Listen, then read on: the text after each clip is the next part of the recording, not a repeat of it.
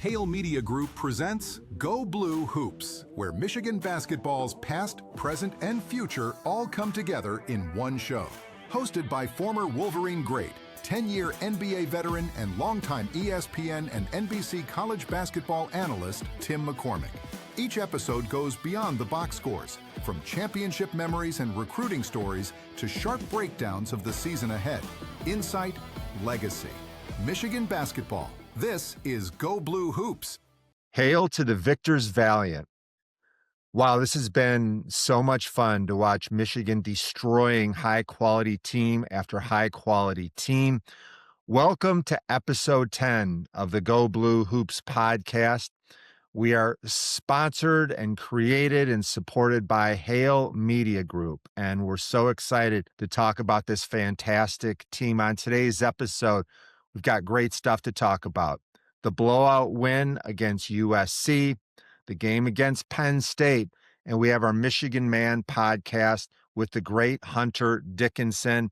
I heard somebody tell me, don't have Hunter Dickinson. He's not a Michigan man. He transferred to Kansas. Look, he played 3 years of sensational basketball. He was the Rookie of the Year in the Big Ten. He was an All-American. He's all Big Ten. He's a Michigan graduate, okay? He was an academic All-American. He played the game the way it should be at Michigan for 3 years, and I only stayed 3 years before I left for the NBA. Does that mean I'm not a Michigan man? Hunter Dickinson is a Michigan man, and his interview will fascinate you.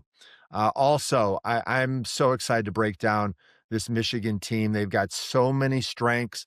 They've got so many areas that they can still even get better. When I think about this Michigan season, I ask the question, will Michigan go undefeated? Will they ever lose a game?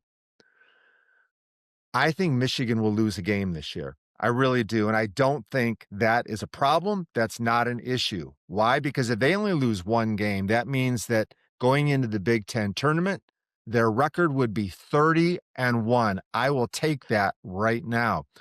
Also, when you consider the fact that the Big Ten is loaded, and when you look at the net rating, it's right up there with the SEC and the Big 12 as the best basketball in the conference, in the world, in the country. This is a loaded league, and Michigan would have to go, if they were going to run the table, and win at Purdue, at Illinois, at Iowa, at Michigan State. They would have to go on the road and play in D.C. against a Duke team that is fabulous. So if Michigan lost a game, I think it would give Dusty May and his staff a lot of ammunition to get these guys even more fired up. Everybody's telling them how great they are, but they still have areas to improve. They've got to have that junkyard dog attitude on defense every single game. They've got to avoid poor shooting from three. They've got to keep sharing the ball. If they do all of those things, this Michigan team can go the rest of the season with the hopes of winning every game except maybe one. All right, let's talk a little bit about, first of all, USC, then we'll get to Penn State next. All right, USC. I guess the key thing that I want to point out is this is a top 25 matchup that never felt like a top 25 matchup. It was a mismatch, a monumental, massive mismatch, because USC knew immediately that they could not compete with this Michigan team. It's supposed to be top 25 matchup, but at the 13:29 mark of the first quarter, right after the first TV timeout, Michigan was up 11-0. Okay. USC had 0 points and 6 turnovers. Their coach already had a technical foul because he knew immediately there was nothing that they could do in this battle. The Trojans were totally frustrated. Their players could not get shots up. Chad Baker-Mazara, their best player, their all Big Ten player, had his worst scoring game of the year. And defensively, Michigan just locked up the paint, and they said, go ahead and shoot threes. We're going to contest shots. Michigan dominated with their defense. And what we saw, once again, was another blowout. Here's the thing that's scary, is I don't think that Michigan played very well. Like they did not have a good shooting game. There were some mistakes made throughout. And the one thing that saved them is their defense and their passing ability. I had a chance on Saturday, I broadcast the VCU game at Duquesne, and I saw my old friend Phil Martelli, a great coach at St. Joe's, Big Five Hall of Fame, and he was an assistant coach under Juwan Howard at Michigan. And I value his opinion so much. And I said, break down Michigan basketball. What stands out to you? Why are they great? And he said, they are great. And here's what I did in my studies of Michigan is I'm always really fascinated with really good teams on how they share the ball. And he said, when I look at Michigan, 23 assists per game is huge. And sometimes you'll look at big assist numbers and it comes from the guards. They've got the ball in their hands. They're the decided playmakers. They're dynamic. They get everybody involved. That's not the way it is with Michigan. Michigan has their big guys as actually the best passers along with Elliot Cadeau. They keep everybody moving.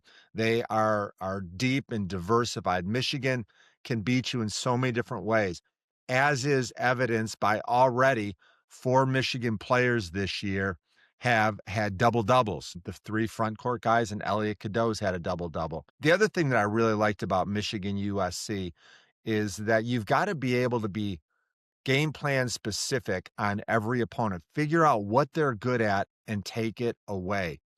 USC this year leads the nation, #1 overall in free throw rate. That means that compared to their opponents, they get to the free throw line and wear people out. They get them in foul trouble.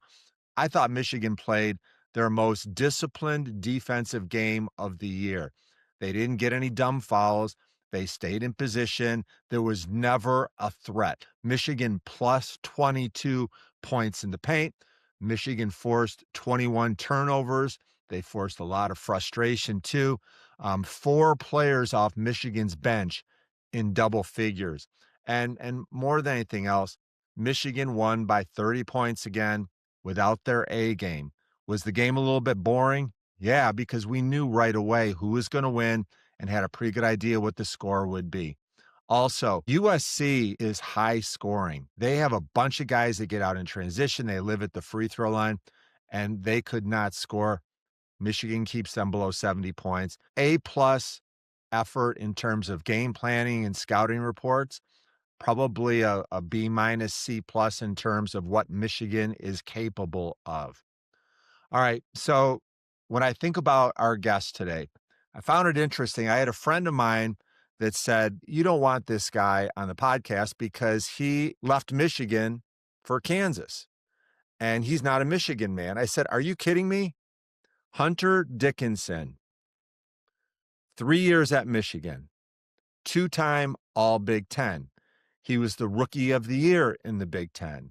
He was a 2-time All-American at Michigan. He graduated from Michigan, and maybe most important, he's a guy that had a wonderful experience at Michigan. I know that when I consider his time in Ann Arbor, he's one of the best 5 centers that I have ever seen. This guy is without question one of the best Michigan men and one of the best players that I've seen. Remember, I left after 3 years too. So does that mean I'm not a Michigan man? Absolutely not. I am thrilled to have him as our guest, and Hunter Dickinson is going to be very, very interesting. I'm elated on the 10th episode of the Go Blue Hoops podcast to welcome for our Michigan Man interview, the great Hunter Dickinson. 3 years at Michigan, 2-time All-American, Big Ten Freshman of the Year, academic All-American, Michigan graduate, and in my opinion, one of the 5 best centers that I've ever seen play at Michigan. Hunter, thank you so much for joining us. How's life in the NBA? It's been fun, Tim. Thank you for having me on. It's been a great journey. Obviously, as you progress, it's different steps to get there and different steps while you're in there. I think, being in the NBA, but also being in the G League on a 2-way definitely gives me a very unique, I think, experience to kind of just both lives of the NBA, kind of living like almost like a double agent life. I remember when you and I first spoke about the NBA, it was at the Top 100 camp before your senior year in high school, and you were completely convinced that you were going to get there, and you proved us all right. First of all, what's it like playing with Zion Williamson? It's super fun. I mean, obviously, he's just a human specimen. The body's just not supposed to move like that at 6'6", however much he weighs. He's a great dude, though. I think that's something that kind of gets swept under the rug.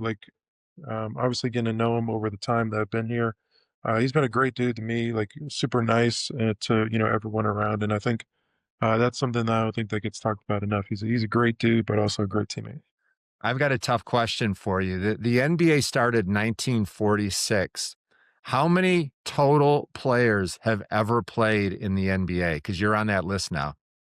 I think somebody said this. I think it's like, is it like 5,000? A very good guess. 4,800 have played in the NBA. So since 1946, that's pretty impressive. You scored your first NBA bucket. What was that like? Take us through the play.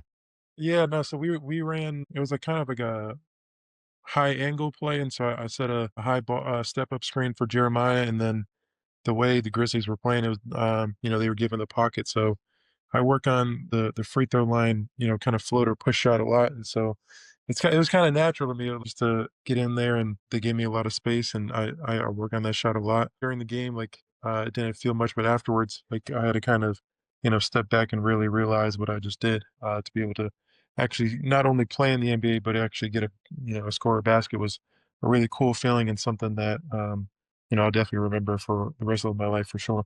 All right, I want to take some time and talk a little bit about your Michigan career. The start of your career happened in September of 2020. Michigan was elated to get you. What was your second choice?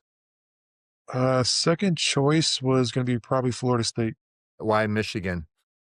I felt like both of the coaching staffs were really similar in, how they were good dudes, both coaching staffs that I feel like I trusted a lot. But at the end of the day, it was actually funny.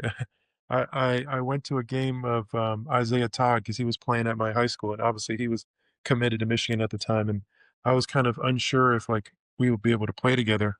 But he was playing at my high school. There was like a little basketball high school showcase, and I saw him play, and I was like, yeah, the way he plays, I feel like we could probably really play together and complement each other. And so that was, I didn't base my decision off that. I think my ultimate decision was kind of just, trusting Juwan Howard. Obviously, he's the head coach and he has a lot of power. And I think that was kind of the main thing going in was I really wanted to trust the head coach because, he kind of has your future in his hands. And I have no regrets with that. I definitely made the correct choice in playing for him and being able to attend Michigan.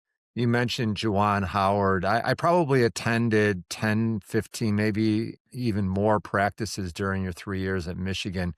You and Juwan had a really special relationship, and he spent a lot of time working with you, teaching you NBA skills. What was that like working with Juwan, the working relationship, and what did you take away from him? Yeah, it was definitely special because I don't think a lot of players get to work out with their head coach on a daily basis. I think a lot of head coaches try to brush that off to the assistants, but Jawan was so big on player development. And I think, that definitely grew my game exponentially when it came to on the court. Just being able to get reps with him one-on-one, being able to go against him as a body on defense was really helpful. He played in the league for 17 years for a reason. Obviously, he knows a lot of things and he's very skilled and was able to relay that information to me. I definitely feel fortunate to be able to play for him and be able to learn under him. I think, he has a big impact and a big say on why I am where I am today. Do you ever talk to Juwan? Maybe the last time that you guys conversed? We probably text, if it's not once a week, it's probably like once every 10 to 14 days. Wow. We got a really good relationship.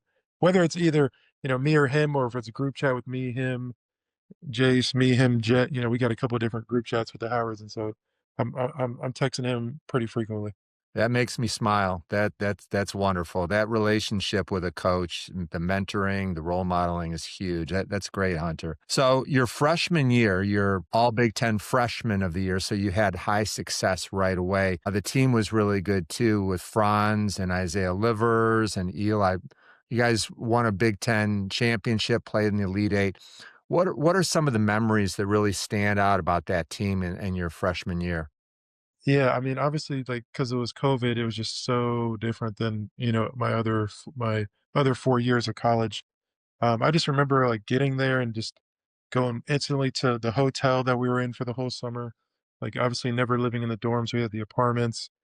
I think like the best memories would be like when we would win big games, like we would play a lot of Big Ten teams were ranked. And so when we would win at home, like our version of like going out was like to go to Insomnia Cookie because that was like the only thing open and like 4 or 5 of us would go there and just, go get some cookies and then we'd have to go back into our separate apartments and just kind of hang out because there was nothing else to do. I think Franz held like a couple parties like with the basketball team where it'd be like maybe 6 of us in there just hanging out, but, like, that was kinda, like, the only thing we could do, like, we couldn't hang out with other teams or other people because you were so worried that if you got COVID, you'd be out for so long that, you had to be really careful, but that season was really special. I think I took it for granted because that was my first year in college, and all the wins before that in my career, like, I had obviously been on really good teams, so I kinda expected to win. But I think after that year, I kind of realized how special that team was and how good we were and how well, the pieces fit and how well we gelled. I think that was, a really special team. Obviously, we won the Big Ten championship, so we're really fortunate for that. And, we're able to make it to the Elite Eight and had a lot of pros off that team and definitely a lot of people that I still talk to today and I'm very fortunate I was able to cross paths with them in my career. Who do you keep in touch with from that team? Obviously, Franz, Eli, I mean, T. Will, Jace, of course, Zeb, Austin Davis, who's now at Akron as a strength coach. Shout out, Austin. Uh, I mean, Mike Smith, I would say definitely forgetting some names, but, like, I think that team was really close because of COVID. Like, you weren't able to hang out with anybody else, so you kind of had to hang out with your boys. And so I think that kind of definitely helped us in a way become really close and really tight knit. And I think you saw that kind of on the court as well. It must have been so hard academically to just rely on online courses. Coming in, that's like COVID was like the only thing I knew. It was super tough because it was like I remember we had this math class at 8 a.m. on Monday, Wednesday, and Friday, and oh my god, it was the worst. Like you get to college, you're thinking like, yeah, like it's gonna be sweet. Like obviously going to Michigan, like you knew it was gonna be hard, but waking up for that math class at like 7:50 every morning, and like that was my first year, like kind of having my own freedom. So obviously, I wasn't going to bed at like 10 p.m. or 11 p.m. I was going to bed late. And so and that's kinda what I remember from COVID was, like, waking up for that math class. It was just weird because I didn't take an in-person test until, like, my junior year because of COVID. Like, it was just weird because, like, I didn't really get a full college experience when it comes to going to class and everything like that. Obviously, I went to class online, but, like, going to class in person, I didn't really get that full experience until, like, my junior year when they kind of returned to all in-person classes. I I wonder what it was like to be stuck in doing online courses. Do you feel like the academic piece was a little bit easier Oh, because yeah. it just it like you blew through your college career academically. I think you graduated in 3 years, right? Yeah, it was like 3.5, yeah, pretty much, but, like, that was just because I was taking classes, like, year round, like, after my freshman year, I was unsure if I was gonna leave for the draft for good, and they normally don't let you take spring classes, and so I took spring classes and then summer classes, and then the same thing happened my sophomore year, same thing happened my junior year. So I was taking classes pretty much year round. I had maybe a week or 2 of break in between the fall and the winter, and then maybe like a week between winter and summer. I really didn't have too much of a break, so I was taking classes year round. I was stacking them credits up then. I was shocked when I mean it was a struggle for me to graduate on time. I had no idea of anybody ever graduating early, so kudos to you. What did you get your degree in? I got it in general studies because I was doing communications. But it's a pretty wild story. So when I transferred to Kansas, I was only like 17 credits away from my degree at Michigan. I would have finished it up in the summer. But because I wanted to get the degree from Michigan, like I had spent 3 years there, like I did so much, I was able to take classes at Kansas and at BYU that transferred back to Michigan. And so instead of getting my communications degree, I had to settle for general studies, but I was just happy to get the degree from Michigan. I didn't really care what it was in. I got kind of a kick out of a lot of your villain antics as you went through your career. Some of them were troubling as well because it's not my nature, but you really seem to embrace the ability to do some trash talking. Tom Izzo was not a big fan of yours. I know there was the incident at Wisconsin with the scumbags. That was creative. When did you decide that you wanted to embrace the villain role? I was kind of like in high school, like obviously, like I'm the big white guy and and I was pretty good. And so like everybody knew who I was and I was always the center of attention when it came to the other opposing, team's fans. And that's kind of when I started to embrace it, just being on the road there, like playing in the WCAC in high school. Those games were always super packed, super competitive. Then I think when I came to Michigan, um, like I think my mindset was always like the opposing fans are gonna hate you and so, like, you might as well lean into that because, like, it's never gonna, like, get any better, and you are, like, an entertainer at the end of the day, like, you gotta kind of give them a reason to show up and be there, and so that's kinda what my mindset was, but also, I think the biggest thing was, I always felt like I could handle it, like, I could handle the pressure of all the fans, like, booing you and not and so, for me, I wanted to take the pressure off my teammates, especially, like, the younger guys, like, when I was older, and have them to be able to play freely and not have to worry about the crowd and let them all like boo me instead. And so that was kind of my approach to and my kind of game plan was to try to take the pressure off my teammates because I knew I could handle all the pressure from the opposing crowds and stuff like that. Which arena was the toughest to play in? Uh, I would always say Michigan State was always great. Like I don't know if it was the toughest, but I loved playing there. Like it was so much fun because the rivalry is so strong. Those games are so much fun. Like if I could have played Michigan State every game in my career and just like we just played 30, a 30 game series with them, I would have did that. Like those games were so much fun for me. And I think that's kind of what makes college basketball so special is those rivalries. Indiana was really fun too, and Purdue was really fun too. Like that's definitely the top three for sure. It seems like you and Tom Izzo had a little bit of a feud. Do you remember anything he said to you or any interactions? The one that everybody remembers was when we were playing him at home. I think it was my sophomore year, maybe. Could have been my junior year, but like I think I had like 33 that game. Michigan State has so many bigs every year, so they're kind of like swapping them in and out. And I think I had scored like 6 straight points, and on the way back to their because like you got to run back on defense, and their bench is the one next to you, and I was yelling at him to get a new one in. He couldn't guard me, and so then he got mad at the ref for not giving me a tech. But like um I actually talked to him one Big Ten, media day. We were having good conversation, just, like, obviously off the court. I mean, I obviously respect him, like, he's a great coach, and if things went differently, like, I would've definitely liked playing for him because he's a really good coach and, he definitely gets the most out of his players. But, like, you gotta kinda lean into that rivalry, like, you can't like the opposing coach that's, your biggest rival in basketball, so that was kinda my mindset going in, like, we're not cool when we get on the court for sure. I remember Phil Martelli saying if you ever weren't able to be a basketball player, that you could be a villain in the Yeah. WWE. Do you look back at any point and regret anything that you did as the villain? It's funny, I just saw Phil, 2 days ago, he came to my game in Delaware.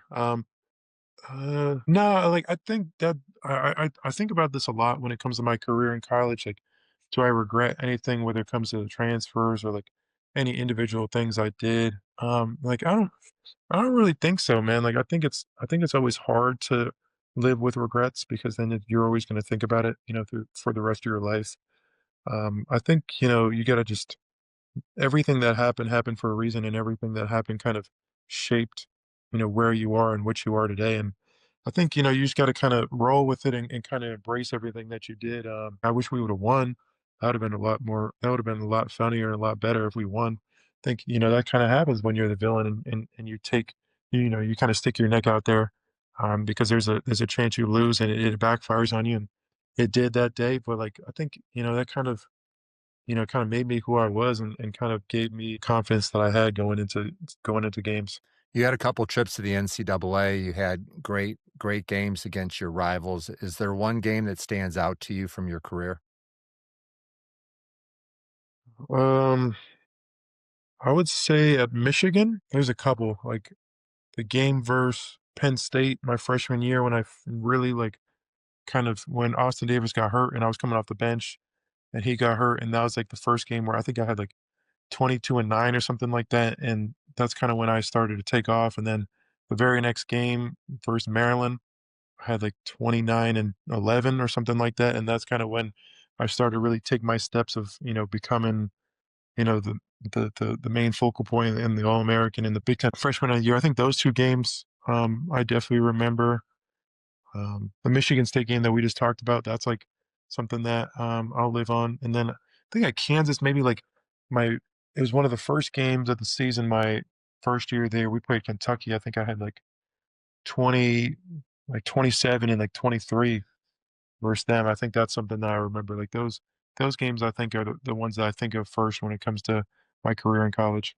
Hunter, you had an opportunity to start out right at the beginning of the whole NIL change in college basketball. First of all, do you feel like the villain role was helpful in terms of getting sponsors interested, getting your name out there? And then I want to talk a little bit about, how you experienced NIL. Was it a positive? Was it a distraction? There's so many different sides to it. Yeah, I think playing the villain role definitely helped a little bit. I think it just depends on the brands. Like some brands are looking for clean cut dudes. Some brands, appreciate the villain. And when it comes to that, like they just want as many clicks and as much attention to their brand as possible from you. So however they get that, they don't really care how they get it. They just want it. But in terms of NIL, this is why I tell people it was necessary. I remember we were coming. It was me and Jaron Folds, the one of the walk on big man. I love Jaron Folds. We were coming back from Austin Davis's house. I think, I don't know what I think we went, yeah, we went fishing. We went fishing with Austin Davis near his house, probably like 45 minutes away. On the way back, there was like this barbecue place right next to his house. And we stopped to get some food. And like the total was probably like $30, $40 maybe. And like as they're giving us the food, like they're like, nah, you're good. Like you don't have to pay for it. And me, I was like, shoot, like, all right, bet, like I'm like get a free meal. That was sweet. But Jaron was like so scared because like he didn't like because if you got in like if that would have came out, like we would got in trouble for like impermissible benefits and you could have got suspended for like the whole year for like $40. And so he tipped the person like I think he tipped him like $20 so that like we paid for the meal. And I always go back to that story because it's like my freshman year, it'd be like when we go to Chipotle, I'm like, man, like, do I want to get double chicken? Like, afford that this time and stuff like that. And like, it's so crazy to go from that to a couple of years later. It's like dudes are making millions and millions of dollars. Um, it was definitely like a very unique experience having been able to not have it and then also have it through your career because you kind of like grew up with NIL. It's like I don't think it was necessarily a distraction during the year, especially once I got to Kansas and you got like monthly payments because like you really weren't worried about it at that point. Yeah, I would say it was more of a distraction like in the offseason because you're worried about like how much money you guys have and how much like can you get other people. And then obviously, like for the fans, like now that you get paid, it's just a different experience with the fans. Like you're now more of a professional athlete, and they view you differently now that you're making money. Like before, when it was free, like they would kind of feel bad for you because, um, like you're kind of like working for free almost. Like they can't really get mad at a little college kid that's an amateur. But now that dudes are getting paid millions of dollars, like you can't really feel too bad for them because it's like they got to perform now that they're on salary. And so I think it just shifted the dynamic between the fans and the players for sure. I laugh when you call yourself a little college kid. um, you know, I had a buddy of mine say, don't interview Hunter. He's not a Michigan man. He left for Kansas. I disagree with that. 3 years, you got your degree, you're an All-American, you're all Big Ten, you're academic All-American. And I only stayed at Michigan for 3 years also. When I look at your decision, I never, ever doubted you or felt like you made the wrong decision. I would love to have you share some of the reasons that you decided to pursue Kansas over Michigan. Yeah, I think that was like that. And when you say like something that you regret, I don't think that I regretted transferring. I just knew when I transferred, like it was just going to be different at Michigan. It would be not harder to go back, but like obviously, like, people would feel some type of way. Like, the people who understood it, were the ones that kind of mattered, I always said. But I knew a lot of people wouldn't understand why I left. I mean, like we just talked about it, like it obviously wasn't because of Juwan, but playing in the NIL era, I think the main thing was just like coming back. I just felt like I kind of knew where the landscape was going with NIL. I remember towards the end of the season, at the end of conference play, almost to the Big Ten championship, I'm talking to dudes who are they're saying like they're going to enter the portal, and I'm trying to get them to come to Michigan, and they're like, like, can I get paid? Like, can I get some money? And I'm over here like, these are my guys. Like, I don't want to lie to them. Like, I wasn't getting anything. I probably made my last year at Michigan from Michigan. I think I made like maybe maybe 50, 60 grand from Michigan. And so I'm like, yeah, like if I'm not getting paid, like how are they going to get paid? And so I kind of figured if we can't pay these dudes, they're not going to come here. Like they're going to come make like a couple 100,000 from someone else. And like we just missed the tournament. So if we miss the tournament and we're losing Jet Howard and Kobe Buffkin, like how are we going to get better with no NIL money? And so I kind of saw that coming, and I'm like, yeah, like I don't want to just be here on a losing team and like kind of ruin my legacy at Michigan. Like, cause I like the legacy at Michigan was a big thing for me. Like, obviously, once I became an All American, I kind of knew like I was going to leave something here at Michigan. But then I'm like, what is my legacy really going to be if like we lose and don't make the tournament my last 2 years at Michigan? Like, will I really be looked at like fondly from the fans and from the the program and everything like that? And so that was definitely the hardest decision I had to make in my life, was to enter the portal. I think the hardest part was just telling Jawan, because like we talked about earlier, like that's my guy, like a father figure in my life. And going into that meeting, it took me like a week to kind of like mentally prepare to ask him to have the meeting. And then once we had the meeting, like it was super tough telling him like I gotta leave you. And um that yeah, like that I go back to that, like just leaving Michigan was definitely hard because I loved Michigan so much, and like I felt so much pride, and I still feel so much pride being able to say like I went to Michigan, I played for Michigan, I graduated from Michigan. I definitely consider myself a Michigan man, and that's part of the reason why I wanted to do the interview, Tim, was to like remind people how much I loved Michigan and my time there, and I definitely hope as the years go on, like people will realize that why I made a decision, and hopefully it becomes more common to accept people who left and had good careers at your university, but went on to the portal. Hopefully that becomes more accepted. What did Juwan Howard say when you told him that? Did he try to convince you to come back? Not really. I think the thing that he did say, and the thing that got me the most, was he was just like, man, like I'm not disappointed. I'm just sad that we won't be able to have that senior night moment of me hugging you and embracing you on senior night, and that got me, that brought me to tears for sure. I was in there bawling after that, because like I definitely like Sure. understood what he meant because of our relationship, and um that definitely hurt a lot, just like hearing that, and kind of knowing that we wouldn't have that moment. That was definitely something that was hard to do, but it took him a little bit to understand why I did it. But now, I mean, like he totally understood why I did it, and he's been so supportive of me in my career. Anything I've ever needed, he's always been there for me. Whether it's at Michigan, at Kansas now. That's why I always get upset when people who don't know him try to speak about him, is because of how good a man he was and how good of a role model he was for me.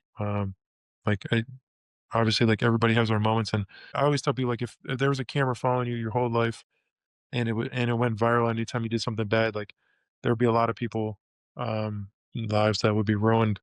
And so for Jawan to be able to go through his whole life under the microscope, and be able to have the reputation that he has by the NBA world and people that know him, I think that speaks to how good a man he was, and how good of a role model he was for us as players.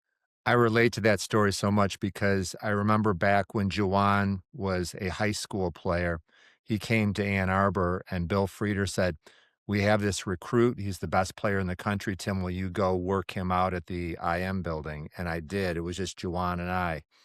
And then so many times I would come to practice and watch Juwan working with you. And I felt like somehow there was a connection. Like I taught some things to Juwan and he was teaching them to you. I also remember a conversation that you and I had. You may not remember it, but it was at Crisler after a practice. And I could see where this was going, that the team wasn't going to be as good and that Michigan was not paying big money in NIL. And I said, Hunter, look up at the banners. And I said, if you come back to Michigan, you will have your number retired someday with Rudy T and Bill Bunton and Glenn Rice. And you said that was really important to you. I don't know if you remember that or not, but it was a conversation that really stuck with me. And to have you talk about legacy is so important. What does that come to mind for you right now? Yeah, I knew, like, I had a feeling if I would have stayed at Michigan, like you said, I would have gotten that opportunity. I knew once I left that I was definitely not going to have that opportunity anymore just because of it all. But yeah, it definitely was something that I considered, the legacy part. It was like that was one of the reasons why it was so hard to leave, because I felt like I had done so much, um, you know, for the university, for the program, that I had put myself in that position to be able to, leave a really good legacy. But that kind of just comes with life. You got to make tough decisions in life, and you kind of got to live with those decisions. And so I knew that, that was kind of the consequence of, leaving Michigan for a different university, was you weren't going to have, that like as much, like I'm like obviously, like I'll always have the banner there of the 2020 or the 2021 Big Ten championship. I always have that legacy there. But from, personal accolades and being able to have your number retired, I kind of knew that that was going out the window once I left. And that was definitely a hard decision. But, like I said earlier, that's kind of something that you just got to live with. Life is all about making tough decisions and living with the results. I remember a conversation that you and I had at a tailgate probably before your junior year, and you were sharing with me, I think that you got a new truck and you were pretty happy about Yeah. that. Can you put it in perspective for people that don't understand the decision? And you don't have to answer this, maybe it's a personal question, but how much would you guess you were making from NIL at Michigan the year before you left? And then how much did you make at Kansas from NIL? Yeah, this is why, like, people are so hypocritical when it comes to that stuff, because it's like I always say like this, like, everybody who gives me crap for leaving, if you go to them personally and like, yo, at their job, we'll double your salary, but you got to leave and go to a different state. Mm, Everybody's doing that. Like, everybody is leaving their job for a double pay raise, and like everybody who says they want it, like, they're lying to you. And so for me, it was way more than that. And it was like the decision wasn't about the money when I was in the portal. Like, pretty much like all the schools that I was considering when I got in the portal, they were all pretty much around the same amount.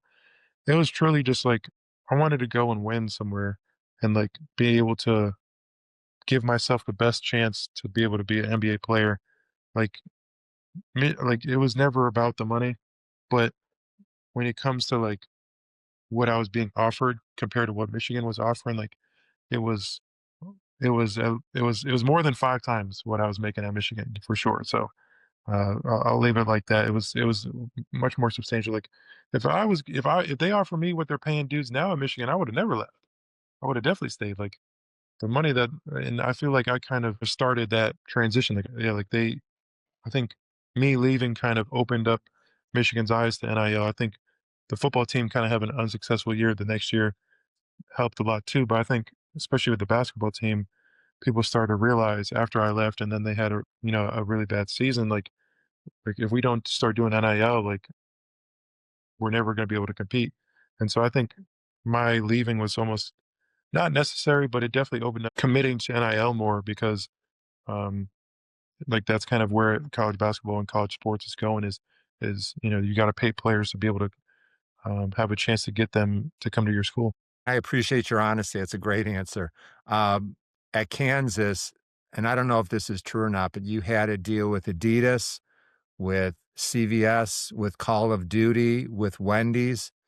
I also read, did you really have a deal with Ritz Crackers?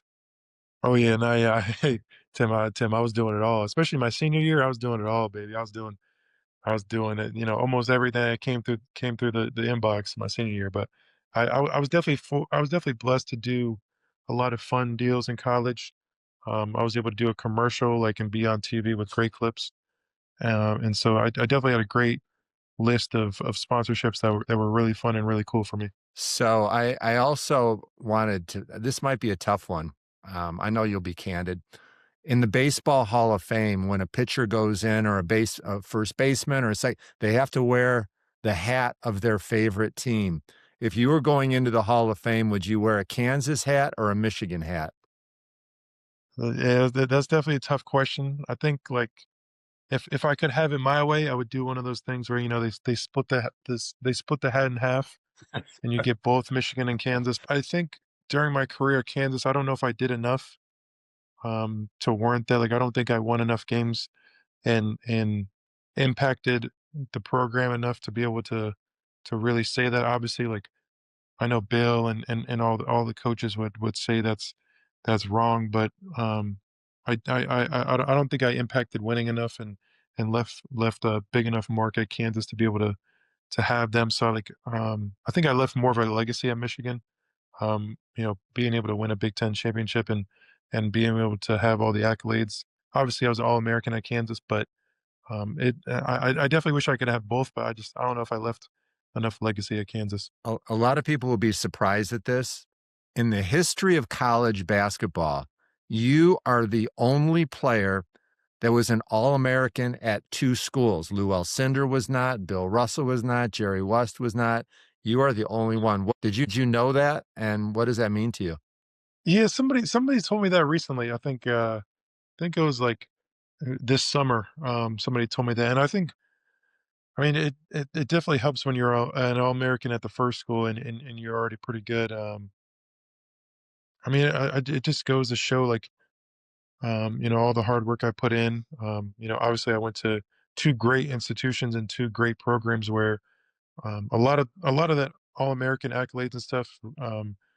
Depends on how well your team does. And so I was fortunate enough to be in situations where I played on really good teams and was able to put myself in that position by winning a good amount of games to be able to be considered for an All-American. And I think, yeah, like I said, it just goes to show you, all the hard work I put in, really paid off for that.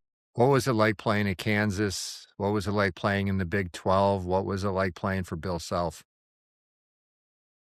Oh man, it was incredible. Like playing in the field house, like there's nothing like it. That's the best home court advantage in all of basketball. I've been to everywhere. I've been to Cameron, been to UNC, Purdue, Michigan State, Indiana, like all the best arenas. Like Allen Fieldhouse is just different, man. Like, cause like the dude who created the game coached there. Like, there's still like that aura there of, they call it the fog Allen Fieldhouse, and they call it like the fog.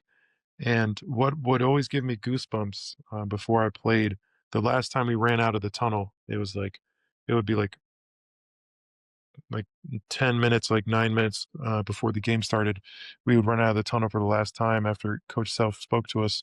And I would look up and like it would be really foggy at the top of the building because like there's no AC and everybody's jam packed in there. And so it would be like foggy at the top. And that would always give me goosebumps of, playing in the fog, in Fieldhouse. Okay, Hunter, we're in the home stretch here, and I want to ask you some fast break questions. Quick answers, quick questions. And the first one, what's the most points you've ever scored in a game at any level? The most points I scored 40 in high school my senior year. What are you going to do with your general studies degree from the University of Michigan when you're done playing? Well, like I said earlier, like I was trying to do communications because what I really want to do after I'm playing is be like a analyst, commentator for college basketball or basketball in general. Just because I've spent my whole life around the game, I feel like I got a good IQ and a good feel and understanding of the game. That I love talking about the game, and so that's something I definitely want to do. And I feel like taking all those communications classes at Michigan will hopefully pay off for that. Great, you're going to take my job. Thank you. Uh, what what is your favorite pregame meal? Favorite pregame meal is Chipotle. I get my order ready. It's definitely changed over the years, but I would probably say the majority of my games I've ate Chipotle before. Which is your favorite Michigan teammate that you keep in touch with on a regular basis? Your best playing friend? That's tough. That's tough. I would say my 2 favorite teammates on the court, off the court too. I love them off the court, but on the court playing with them, I would say Franz and Eli. Like, I would say, like, those 2 guys were the ultimate teammates when it came to just being reliable. Like, you always knew where they were gonna be, they were always in the right spot.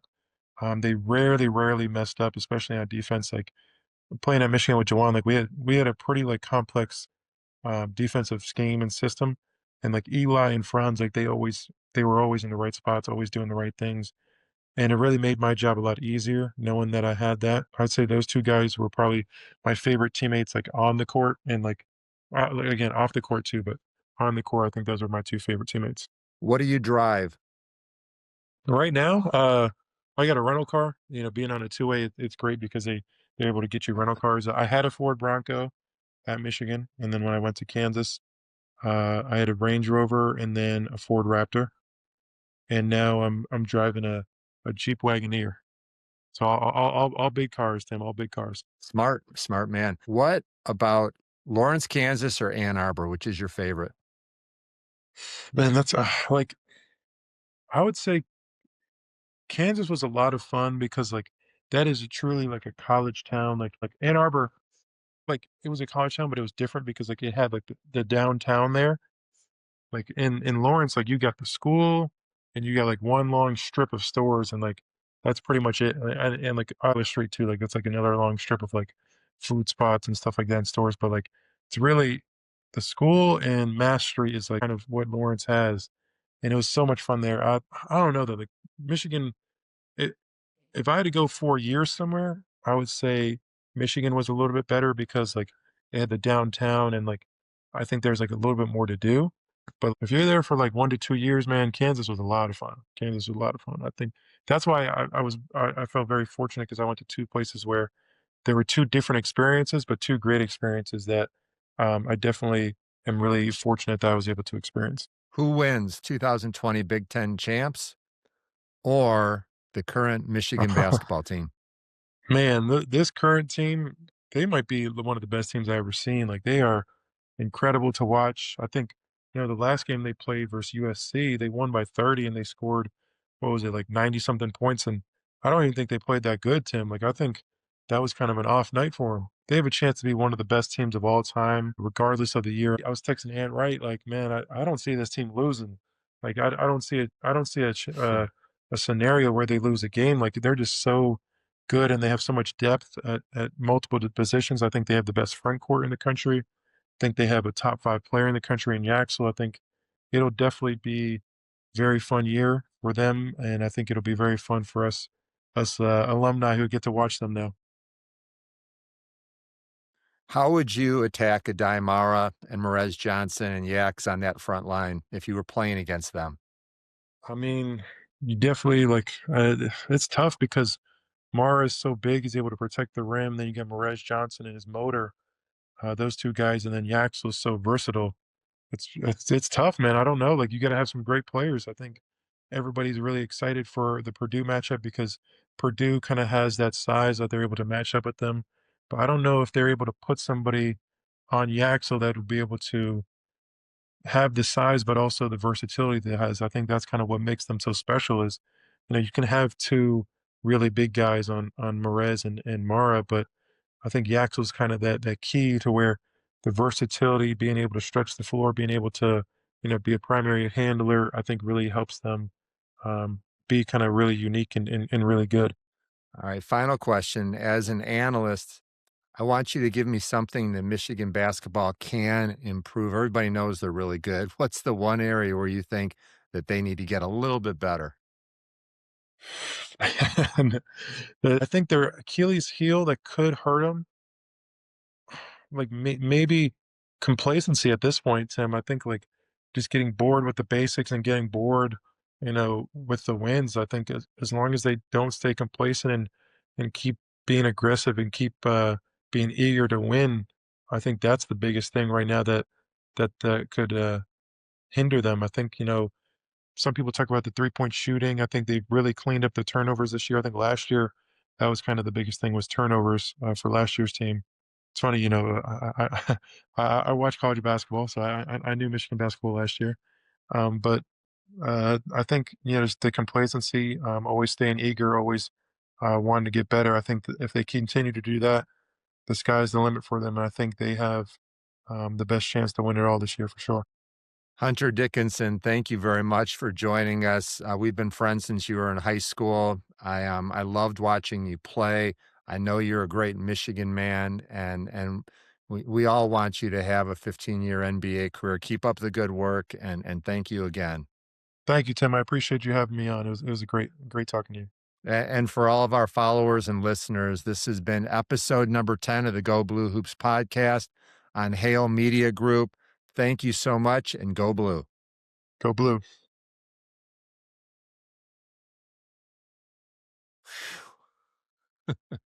All right, we've got a full day of Michigan basketball hoops to break down. We talked about the USC game, and then we had a world-class interview with Hunter Dickinson. Did you hear what he said?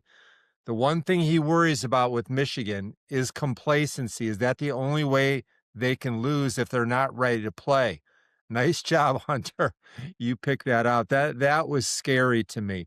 Hopefully the wake-up call was delivered to the Michigan team by Penn State and received. My belief is that Michigan's attention to detail was not good enough, was not anywhere good enough today. Major slippage, 26-point favorite, and they are so fortunate that Penn State made some clutch mistakes, and then they missed that last shot.